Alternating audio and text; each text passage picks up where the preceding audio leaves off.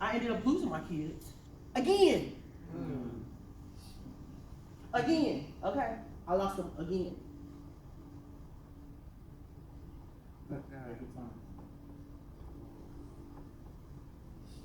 That I didn't know what God had planned to lay on down the road. Yes.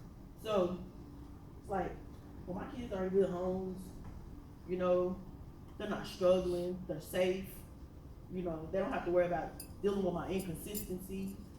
Wow. You know, so it took everything in me as a mother. Sometimes as a mother, we have to do things even if we don't understand it.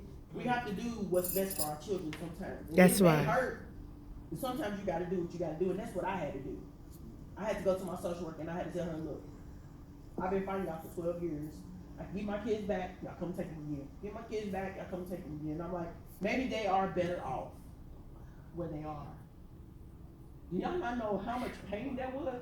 To be somebody who's addicted to drugs to walk in the office and tell you, look, my kids are better where they are right now because I can't take care of them until I learn how to take care of myself. So I lost them again, and then this time when I lost them, like I was the type of, anytime I did drugs, I'm not saying it's anybody's fault that I did drugs, but most of the time it was to fit in with men.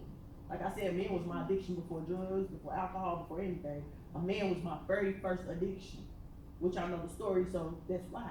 But I didn't understand all of this until God revealed it to me the other day.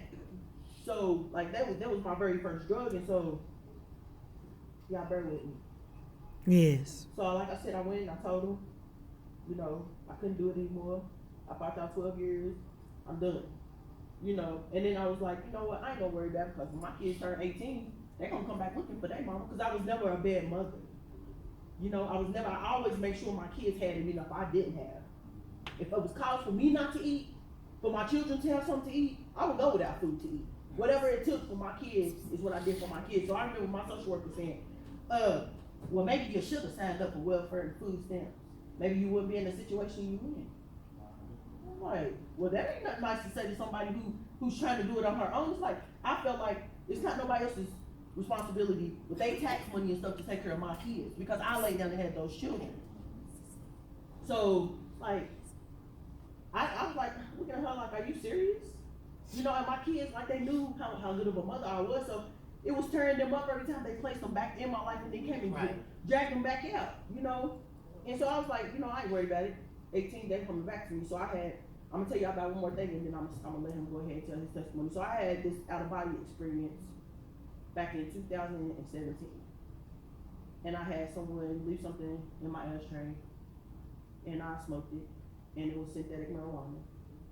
And so I went through something really, really bad from that. And so God had took me through my past, my present, and my future during that process. And with my past, he showed me in a crack house, waiting for the person to come back or whatever. I locked myself. I came out of the bathroom, and my son Shaquille, which is not here yet, but I came out of the bathroom, and first I was in the bathroom and I was yelling really loud, and so his room's like right next to the bathroom. So he comes down and knocks on the door. He's like, "Mom, are you okay?" And I just start screaming because I pictured people grabbing at me and stuff. So I was like hallucinating or whatever you call it. So got up and I fell on the floor. Then after I snapped out of it a little bit, I jumped up. When I walked out of the bathroom, I ran in Shaq's room and locked the door. He's in the hall looking at me like, "What is wrong with my mama?" He done called the next door neighbors and everything. Like, something is not right. My mama is not herself. I ain't never seen her like this before. So I goes in the room, like I said, he had me. I always compare it to the Scrooge story. When the angel took him from his past, his present, and his future, took him around. Y'all remember that Scrooge story? Well, that's what I pictured when this was happening to me. So he showed me in the crack house. Then once I came back to, got up, walked out of my son's room, and I fell again in the hallway. This time he showed me like exactly where I was. At that present time, he showed me exactly where I was. So then when I got up that time, I snapped out of, got up, started walking again. Then when I fell this last time, when I blacked out, I was about a 5-year-old little girl walking. And it was this man with this long garment on. I never seen a face, but I seen somebody with a long garment. He was holding my hand and we was walking. And he said, "Told you everything's gonna be all right. Told you everything's gonna be all right." And he showed me all my children standing in front of me. This is why I'm blacked out. And he showed me all my children standing in front of me. So then when I finally came to, Shaq was sitting right there looking at me. The ambulance, lifesaving squad, everybody was there, you know. And so the guy had let me know that what had happened was I ended up having heart failure like 3 months after that. So that was what was going on. Like I basically was dead. I was basically dead because my heart gave out. Heart failure in the midst of all of this. But the one thing I remember before, when I was smoking it and I got almost done with it, I remember saying, when I figured out what it was, because I had it one other time, so I knew how it made me feel. So once I was like, oh Jesus, I was like, Lord Jesus, I'm gonna need you to help me with this. Just think if I didn't call on Jesus. Just think if I didn't know to call on Jesus. Yes. I hear about people all the time dying from synthetic marijuana. Just think if I just didn't know or was never taught to call on Jesus. I would have been dead. But where I'm getting at with this is, see my son? It is 2019, sorry. It is July of 2019, and God has already brought 5 of my children back in my life. 3 of them live in the house with me. Amen. My grandson in my life. All right. Amen.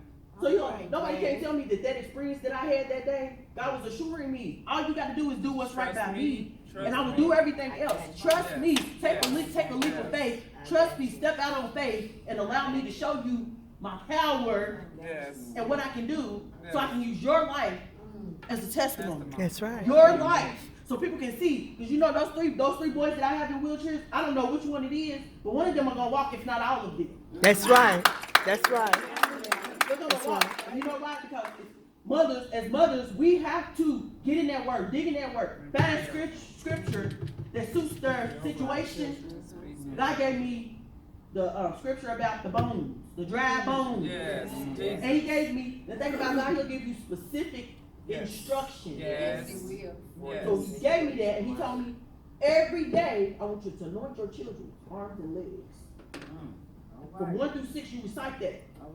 In front of your children, so they can see your faith as well. Because you know, if we don't have the faith our own self, my mama can have all the faith she wants to for me, but it's gonna take my faith for things to activate, to happen. So I understand why He wants me to do it. He wants me to show them, you know, that it's okay to trust God and that God can do it. And here, mama's gonna be obedient. So it was funny because when I first did it, Shaq was like, at the end of it, he thought I was saying a prayer. Right? So at the end of it, he's like, amen. I said, you said amen? He said, well, it's okay to say amen, ain't it? I was like, yeah, you know, that's what you want to say, that's fine. Then I went in there today, Quan, and he's the like funny one of the bunch. He always has to make everything funny. So the whole time I'm sitting there, you know, putting oil on he's smiling. Y'all see him, his big, beautiful smile, he's just always smiling. You would never think that he was ever hurting or sad about anything. So I began to anoint him, speak to his bones, saying those scriptures. And he's sitting there, he's like, Mom. Like, well, I said, I gotta start practicing somewhere. You know, God he'll have you in your home first. Because He needs your home. If your home don't believe and they ain't seeing no type of fruit or nothing in you, then how's anybody else gonna see? Ministry starts in the home. Exactly. But see me, you know, like I said, I wasn't paying attention to all that when I was back in the day, but now it's like God showed me, you know, you gotta start here first. Because this is where your ministry is gonna start at. With your children. Because God's He's gonna use this, it's gonna be a healing ministry. I'm speaking power in my hands. Healing power in my hands. I'm speaking that into existence. God gave us all power. When Jesus died on the cross for our sins, and then we received the Holy Spirit inside of us, that's power. We all have power to do anything. A lot of us don't think we have power. But I know, without a shadow of a doubt, this woman right here, the stuff she's teaching me and the stuff that I'm learning, I don't doubt nothing. That's right. Just like with this, the show went on, didn't it? The show went on, and there's still more to come. The show went on without music.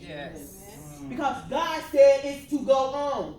He didn't give me this vision for nothing. That's right. He didn't give it to me for nothing, so I appreciate every last one of y'all that's in this room right now. Every last one of y'all. And with that being said, I'm going to turn it over to the hands of Prophet Lord. All right, speak it.